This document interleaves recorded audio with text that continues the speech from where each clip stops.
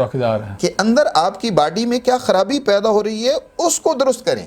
بالکل. لیکن ایلوپیتھی کرتی یہ ہے کہ ان علامات کو ہی دبانے کی کوشش کرتی ہے. دبانے کی کوشش کرتی ہے، اور یہ بعد میں ڈبل نکلتی ہیں، پھر ٹرپل ہو کے نکلتی ہیں. وہ زہر یقیناً وہ تکلیف کئی گنا بڑھ کر، اس کو آپ میڈیسن کا سائیڈ ایفیکٹ کہہ لیں، جو بھی نام دے لیں، وہ اصل میں بیماری ختم ہی نہیں ہوئی، بیماری تو اور بڑھ گئی، وہ آپ نے علامت کو وقتی طور پر دبا دیا. اس لیے ایلوپیتھی کا طریقہ علاج تو علامتی علاج ہے، مستقل علاج نہیں ہے. مستقل علاج اگر ہے تو وہ حکمت کے اندر ہی ہے.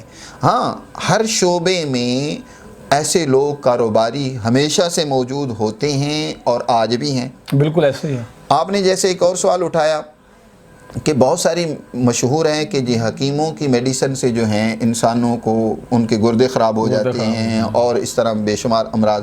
بلکہ ڈاکٹر کے پاس جاؤ گے نا، سب سے پہلا وہ سوال یہ کرے گا کہ حکیم کی دوائی تو نہیں کھا رہا ہے. ایسے ہی ہے سر، حکیم سے ڈرائے گا وہ. ہاں بالکل بالکل.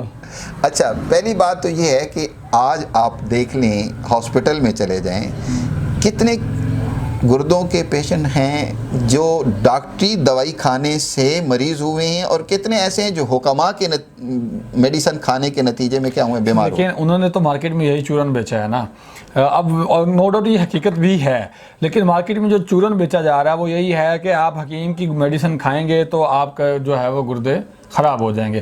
اور پھر کچھ حکیم ایسے بھی ہیں جو میڈیسن دیتے ہیں اسٹیرائڈ ڈال کے، جس کی وجہ سے گردے خراب ہو جاتے ہیں. وہی میں بات آگے آپ سے کرنے لگا تھا کہ وجہ اصل میں یہ ہے کہ حکیم اس کی میڈیسن نقصان پہنچاتی ہے جو اپنے اس شعبے سے مخلص نہیں ہوتا.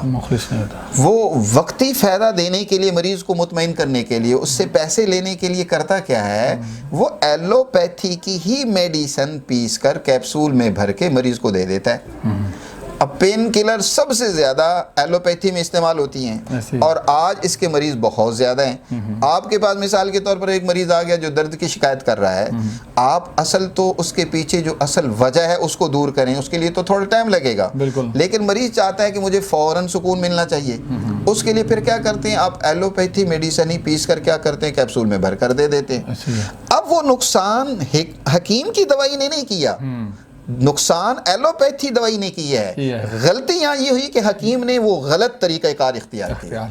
اس کو چاہیے تھا کہ وہ دوا قطعاً استعمال نہ کرتا، جو ہمارے قانون میں بھی جرم ہے، بالکل، اور اس نے غلط طریقہ کار اختیار کیا. اس وجہ سے حکیم مجرم ہے، بدنام اس وجہ سے ہے. وگرنہ حکیم کی دوائی کیا ہے؟ حکیم کی دوائی ہلدی ہے، حکیم کی دوائی ملٹھی ہے، حکیم کی دوائی سفید زیرہ ہے، حکیم کی دوائی دار چینی ہے، لونگ ہے. یہ جتنے بھی مسالہ جات آپ استعمال کرتے ہیں، پلاؤ میں ڈالتے ہیں، یہ تو حکماء کی اتنی محنت تھی کہ انہوں نے ہماری دوائیوں کو ہماری غذا کا حصہ بنا دیا.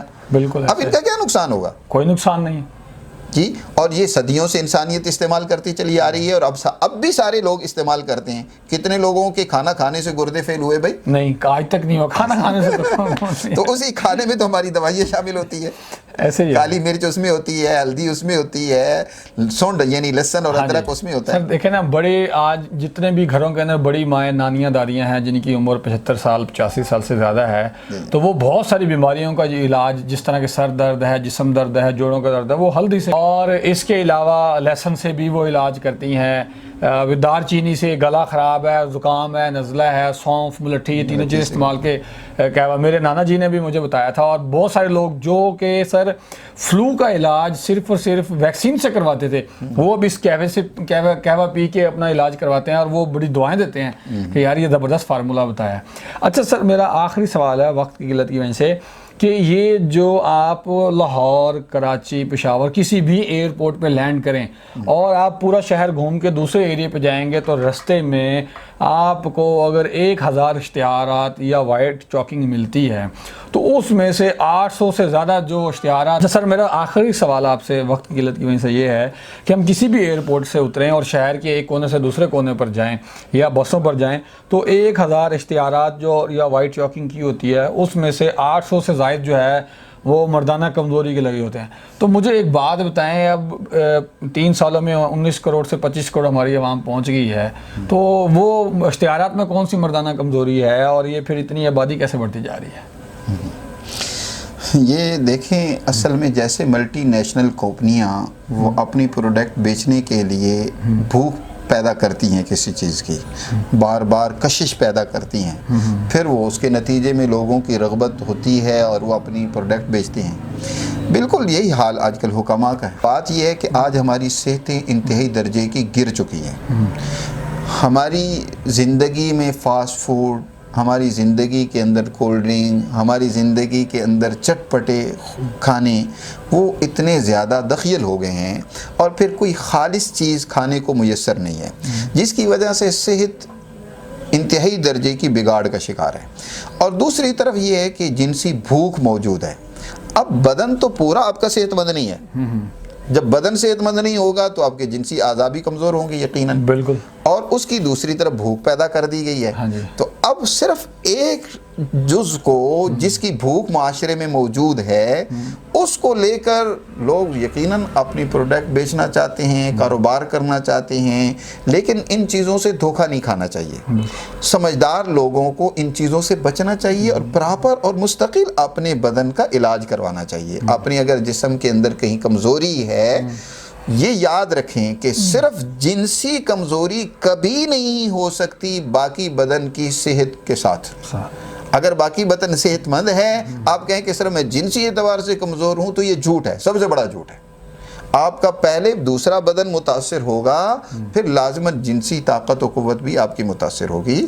اگر اس میں آپ کمزوری محسوس کر رہے ہیں تو آپ اپنے پورے بدن کی کسی اچھے معالج سے ٹریٹمنٹ کروائیں، اس سے رہنمائی لیں اور اپنے آپ کو صحت مند بنائیں۔ باقی یقیناً یہ اشتہار بازی تو رہتی ہے، اور یہ ہمارے گرے ہوئے زوال پذیر معاشرے کا المیہ ہے کہ اس طرح کی چیزیں جو ہیں وہ معاشرے میں زیادہ پھیلائی جاتی ہیں، اور مثبت چیزیں وہ معاشرے کے اندر اب آپ کو کم نظر آئیں گی۔ بہت شکریہ جی مولانا عثمان غنی صاحب کا، بہت شکریہ جنہوں نے اپنا قیمتی وقت دیا اور ہمیں بہترین ٹپس دیں کہ اگر آپ کی صحت اچھی ہے تو آپ کے جسم کا کوئی بھی حصہ یا کوئی بھی آرگن وہ ویک نہیں ہو سکتا۔ اپنی صحت کے اوپر توجہ دیں، اپنی خالص غذا کو بہترین سے بہترین کریں تاکہ آپ صحت میں رہ سکیں۔ حکیم صاحب کا جو چینل کا لنک ہے اور ان کا جو نمبر ہے، واٹس ایپ نمبر، وہ ڈسکرپشن میں نے مینشن کر دیا ہے، آپ ان سے مشورہ لے سکتے ہیں۔ بہت شکریہ، اللہ حافظ۔